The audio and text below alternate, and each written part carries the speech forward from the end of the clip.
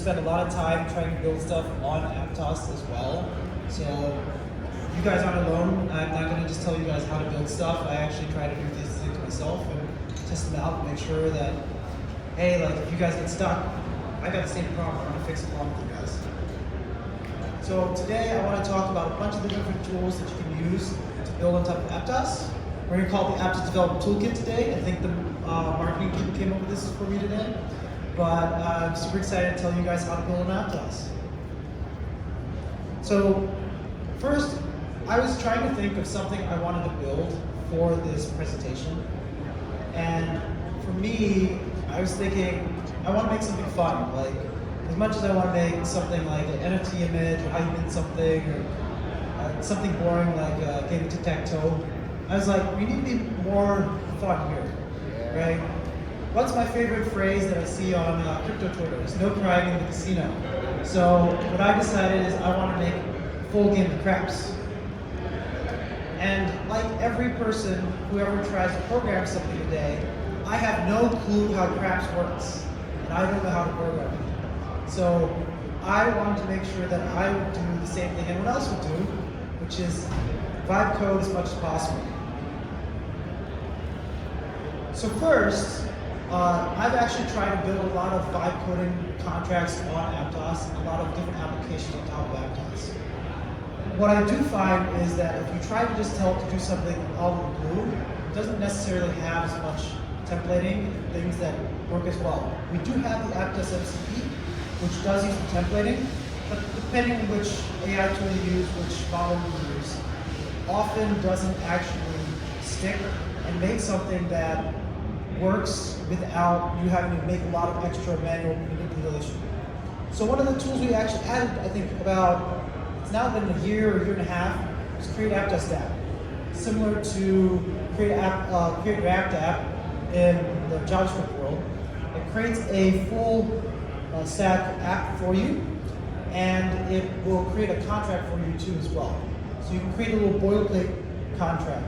Here it's a CLI tool, so I actually show here, I created one called Dice Example because I didn't want to call it craps, and then talk through the different options and make sure it works in testnet. And it'll have you set up an app that has a full wallet connection. It's very friendly with MCP. I've vibe coded some front ends on top of it, and it does help you actually get off the ground pretty quickly. So, but once I got that, how do I build on top of Aptos? Like, what am I going to use? I don't want to just look at CLI all day.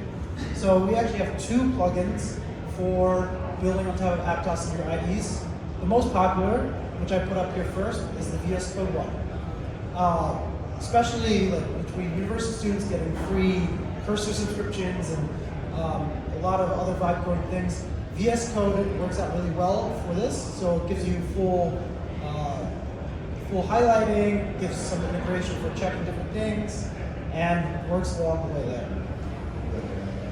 Additionally, we have JetBrains too, which is my personal one, but I've been coding too long, so I paid for the subscription a long time ago.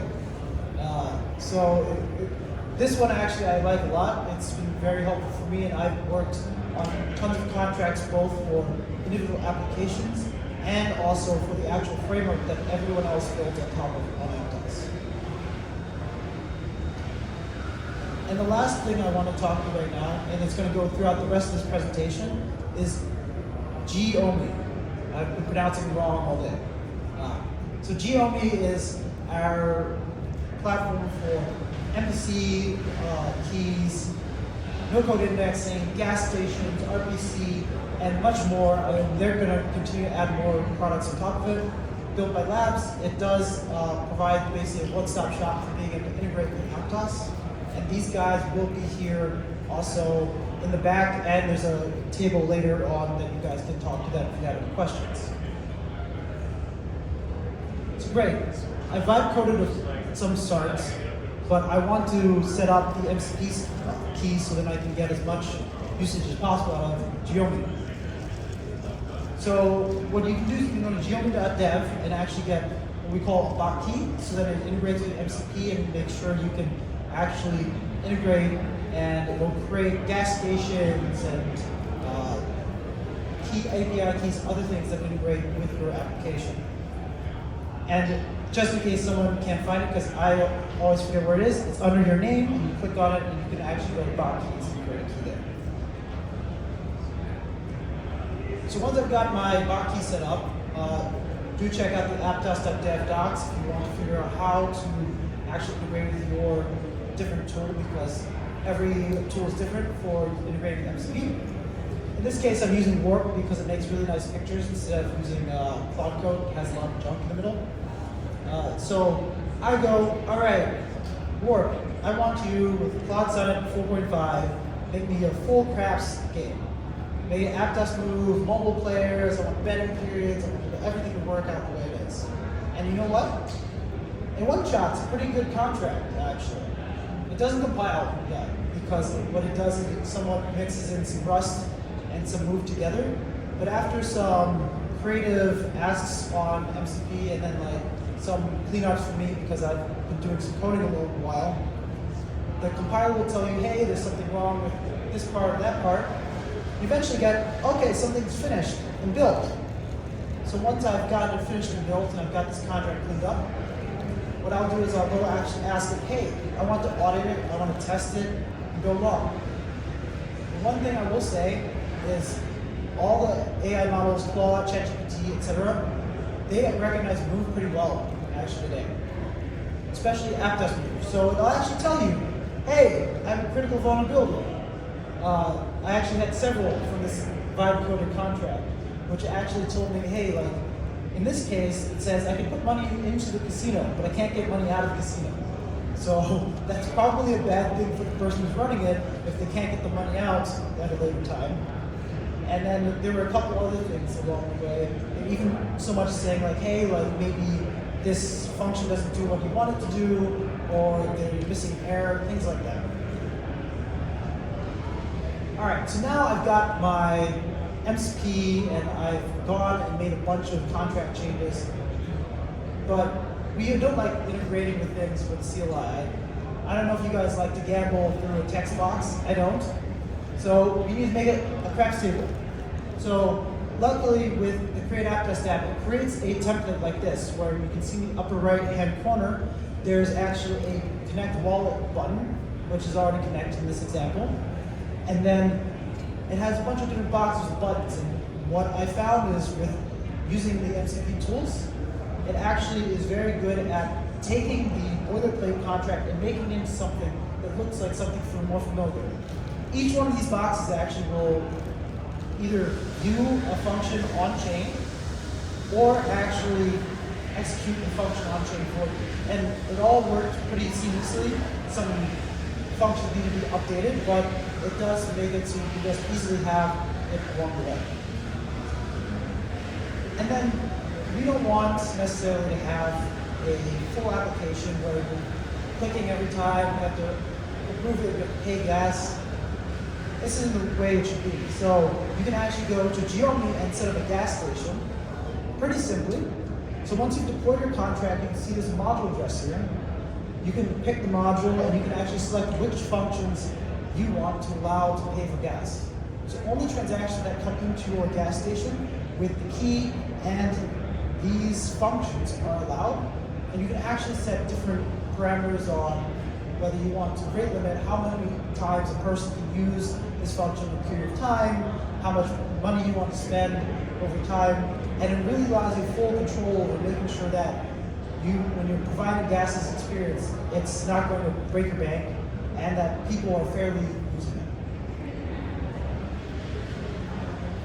And then additionally, the other tool that I would say in Geomi, if you want to build an app, is no-code indexing.